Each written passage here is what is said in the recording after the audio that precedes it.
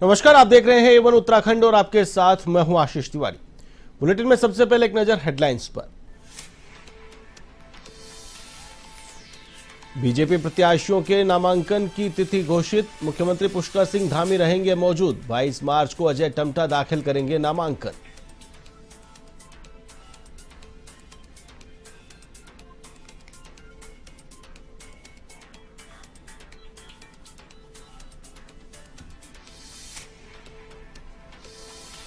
कांग्रेस ने की डीजीपी अभिनव कुमार को हटाने की मांग। करण महारा ने मुख्य चुनाव आयुक्त को लिखा पत्र, सरकार के प्रवक्ता की तरह काम करने का लगाया आरोप।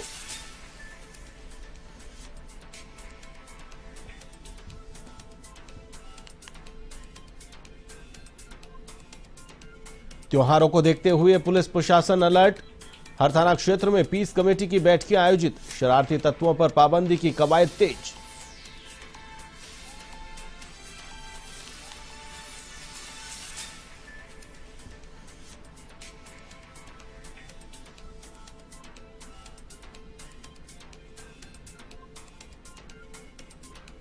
मत प्रतिशत बढ़ाने की कवायद में जुटा निर्वाचन आयोग, कई कार्यक्रम कर रहा आयोजित। जागरूकता अभियान में अलग अलग थीम पर हो रहे हैं कार्यक्रम।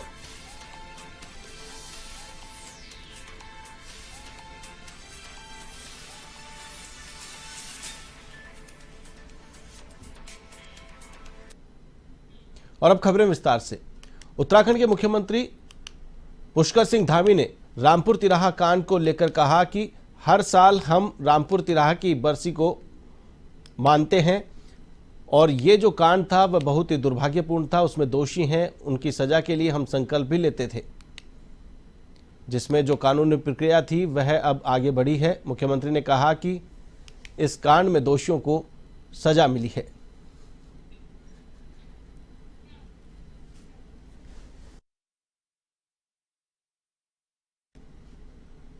तो में वो जो जघन्य जो कांड था, जिस प्रकार से रामपुर तिराहे पर हुआ था, हर साल हम बरसी मनाने जाते हैं वहाँ रामपुर तिराहा मुजफ्फर नगर में, और हर बार ये संकल्प लेते थे कि इनके दोषियों को सजा मिलनी चाहिए। वास्तव में वो जो जघन्य जो कांड था, जिस प्रकार से रामपुर तिराहे पर हुआ था, हर साल हम बरसी मनाने जाते हैं वहाँ रामपुर तिराहा मुजफ्फर नगर में, और हर बार ये संकल्प लेते थे कि इनके दोषियों को सजा मिलनी चाहिए।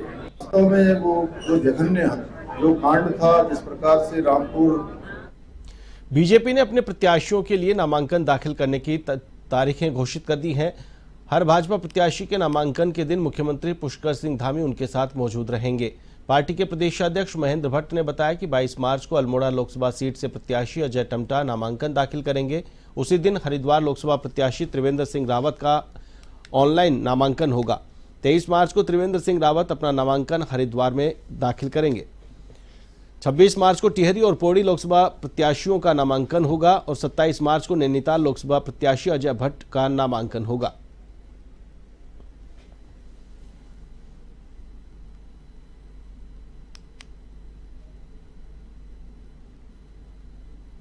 नामांकन प्रारंभ होगा 22 तारीख को ही हरिद्वार के अंदर। हमारे प्रदेश के पूर्व मुख्यमंत्री त्रिवेंद्र सिंह रावत जो हमारे प्रत्याशी हैं, उनका डिजिटल नामांकन ऑनलाइन नामांकन करने वाले हैं।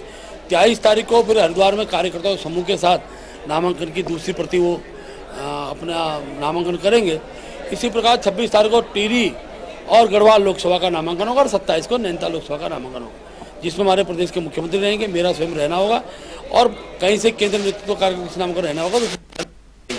देखिए 22 तारीख को अल्मोड़ा से हमारा नामांकन प्रारंभ होगा। 22 तारीख को ही लोकसभा चुनाव में मतदाताओं को वोट डालने के लिए निर्वाचन आयोग कई कार्यक्रम आयोजित कर जागरूक कर रहा है। इन कार्यक्रमों के माध्यम से मतदाताओं को वोट डालने के लिए प्रेरित किया जा रहा है। संयुक्त मुख्य निर्वाचन अधिकारी नमामि बंसल ने कहा कि इस बार लोकसभा चुनाव में मत प्रतिशत 75% से ज्यादा का लक्ष्य रखा गया है और इस जागरूकता अभियान में अलग अलग थीम पर मतदाताओं को वोट डालने के लिए प्रेरित किया जा रहा है। उन्होंने कहा कि उत्तराखंड में करीब 83 लाख मतदाता है, जिनमें 1,45,000 18 वर्ष के नए युवा मतदाता जुड़े हैं।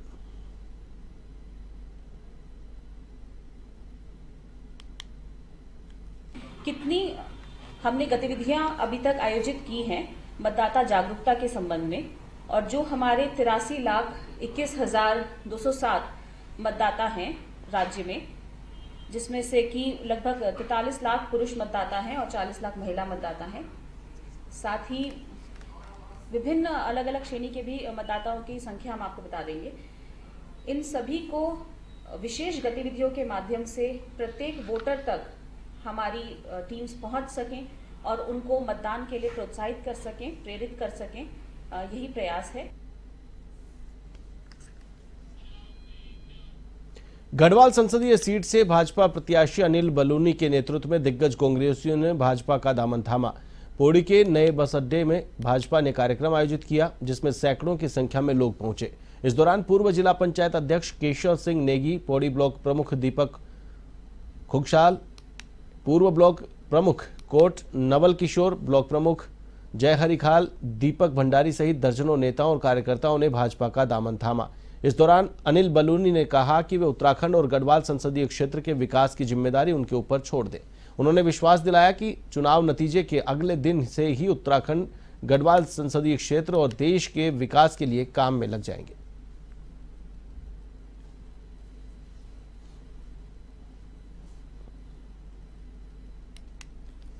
भारतीय जनता पार्टी के अपने पुराने नेता थे और किन्हीं कारणों की वजह से वो दिग्भ्रमित हो गए थे।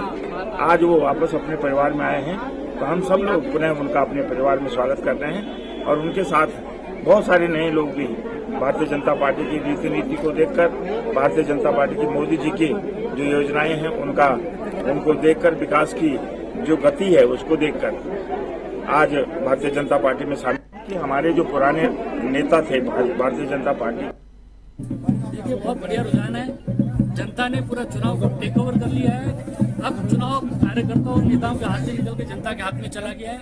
जनता निकल पड़ी है घर से मोदी जी की सरकार बनवाने के लिए, मोदी जी की सरकार को 400 पार कराने के लिए सब लोग अब पूरी ताकत लग गए और हम देखिए बहुत बढ़िया रुझान है। जनता ने पूरा उधम सिंह नगर के खटीमा में लगभग 3 दर्जन मुस्लिम समाज के युवाओं ने भाजपा चुनाव कार्यालय में भाजपा की सदस्यता ग्रहण की। उन्होंने प्रधानमंत्री नरेंद्र मोदी और मुख्यमंत्री पुष्कर सिंह धामी की कार्यशैली और नीतियों से प्रभावित होकर वरिष्ठ भाजपा नेता कामिल खान और तारिक मलिक के नेतृत्व में सदस्यता ग्रहण की। वरिष्ठ भाजपा नेताओं द्वारा भाजपा का पटका और टोपी पहनाकर भाजपा की सदस्यता दिलाकर सम्मानित किया गया। इस दौरान सभी कार्यकर्ताओं ने पार्टी को मजबूत करने तथा लोकसभा चुनाव में भाजपा प्रत्याशी अजय भट्ट को रिकॉर्ड मतों से जिताने का संकल्प लिया।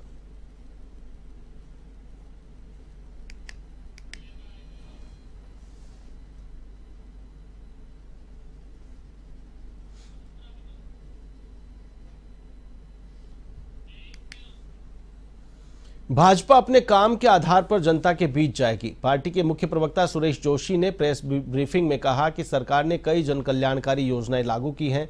जोशी ने बताया कि महिलाओं को उज्ज्वला कनेक्शन, जनधन खाते खुलवाना, किसान सम्मान निधि के जरिए किसानों के खातों में पैसे डालने सहित कई ऐसी योजनाएं हैं जिसके आधार पर बीजेपी जनता के बीच जाएगी। उन्होंने कहा कि गरीब लोगों को स्वास्थ्य लाभ देने के लिए अटल आयुष्मान योजना चलाई और मजदूर श्रमिकों के लिए श्रमिक कार्ड बनाए हैं।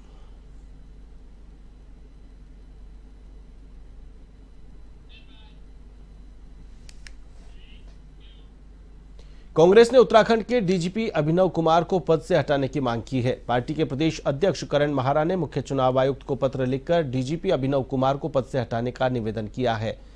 अभिनव कुमार डीजीपी बनने से पहले मुख्यमंत्री पुष्कर सिंह धामी के प्रमुख सचिव के रूप में कार्यरत थे। करण महारा का आरोप है कि अंकिता भंडारी हत्याकांड में जांच अभी जारी है और डीजीपी अभिनव कुमार अपने बयानों के जरिए सत्ताधारी दल के प्रवक्ता की तरह सरकार का बचाव करते हुए नजर आ रहे हैं, जिसे देखते हुए उन्हें पद से तत्काल हटाए जाने की मांग की है।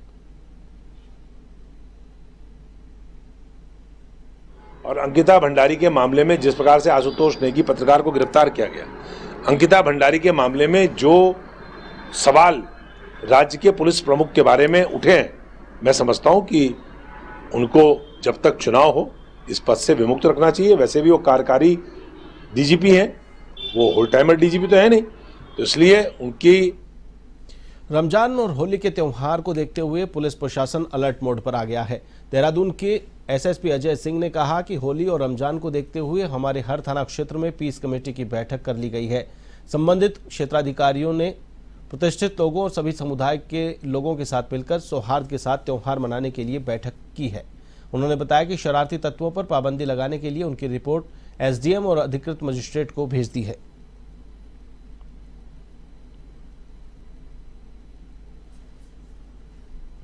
देखिए, रमजान का जो ये पावन पर्व माह है वो शुरू हो चुका है। साथ ही साथ आगामी सप्ताह में जो है होली का भी त्योहार आने वाला है।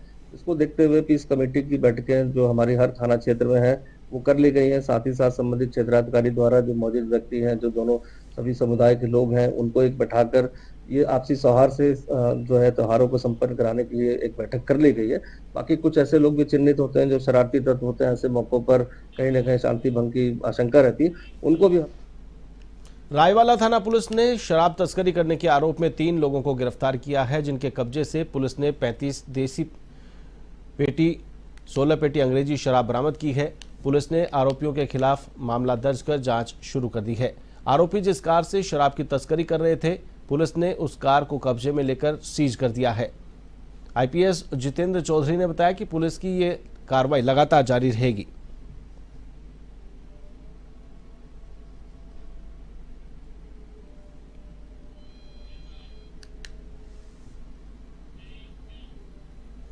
तो वहीं लोकसभा चुनाव को लेकर अल्मोड़ा पुलिस प्रशासन अलर्ट मोड पर है। एसओजी, एएनटीएफ और कोतवाली अल्मोड़ा पुलिस की संयुक्त टीम ने मोटरसाइकिल सवार 2 युवकों को 15 ग्राम स्मैक के साथ गिरफ्तार किया है, जिनकी बाजार कीमत 4.5 लाख रुपए से अधिक बताई जा रही है। डीएसपी विमल कुमार ने बताया कि समस्त थाना एसओजी, एएनटीएफ प्रभारियों द्वारा अवैध मादक पदार्थों, अवैध नकदी, संदिग्ध वस्तु की बरामदगी के लिए चेकिंग अभियान चलाया जा रहा है।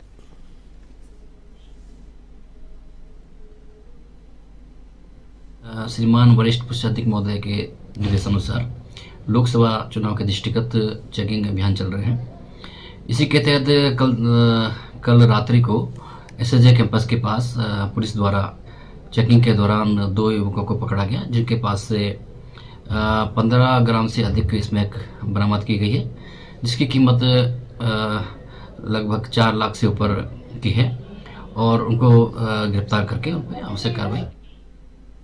देहरादून में नशा, मादक पदार्थों की तस्करी और अवैध धन की रोकथाम के लिए चेकिंग अभियान चल रहा है। लोकसभा चुनाव को देखते हुए देहरादून के एसएसपी अजय सिंह ने मादक पदार्थों की तस्करी और अवैध धन की रोकथाम को लेकर चेकिंग करने के निर्देश दिए हैं। चेकिंग के दौरान बरेली निवासी फुरकान और मोहम्मद फरमान को 31,40,000 की कीमत की 104 ग्राम अवैध स्मैक के साथ गिरफ्तार किया है। पूछताछ में दोनों आरोपियों ने बताया कि वे जल्दी पैसा कमाने के लालच में अवैध मादक पदार्थों का धंधा शुरू कर दिया।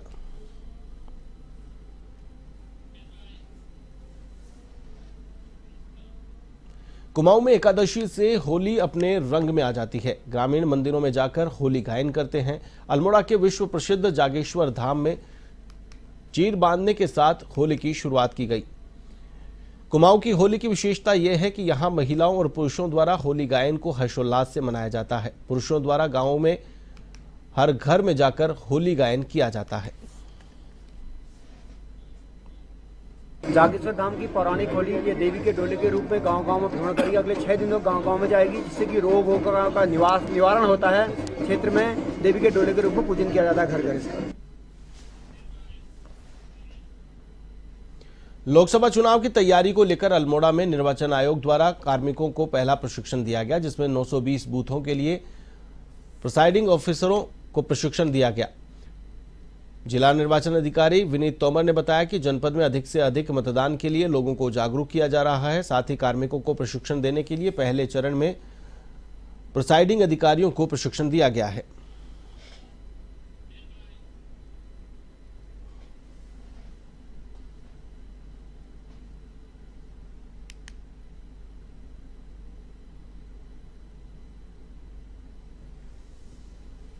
हमारे 920 पोलिंग स्टेशन है, उसके हिसाब से हमने लोगों को बुलाया है। और जो पहली ट्रेनिंग चल रही है वो केवल प्रिजाइडिंग ऑफिसर और पीठासीन जो हमारा PO1 होता है, पुलिस ऑफिसर 1, इन 2 लोगों को प्रशिक्षण दिया जा रहा है। और हमारी प्रयास ये है कि इन लोगों को सब कुछ सिखा दिया जाए, इनके अंदर कोई डाउट ना रह जाए। और दूसरा, हम लोग ये भी सुनिश्चित कर रहे हैं और सबसे निवेदन भी कर रहे हैं कि जितने भी लोग हमारे पोलिंग पार्टी में इलेक्शन ड्यूटी में लगे हैं, उनका भी अपना 100% मतदान में मतदान। श्रीनगर बेस चिकित्सालय के बाल रोग विभाग के डॉक्टरों ने एक महिला के 3 शिशुओं को नया जीवन दान दिया है। श्रीनगर बेस चिकित्सालय श्रीकोट में 9 मार्च को एक महिला ने 3 शिशुओं को जन्म दिया। जन्म के बाद शिशुओं का वजन से लेकर अन्य तरह की परेशानी थी। चिकित्सालय के डॉक्टरों की टीम ने 10 दिनों में इलाज के बाद महिला के शिशुओं को नया जीवन दान दिया है। परिजनों ने शिशुओं को बेहतर इलाज देकर उनको नया जीवन देने पर बेस अस्पताल के चिकित्सकों का आभार प्रकट किया।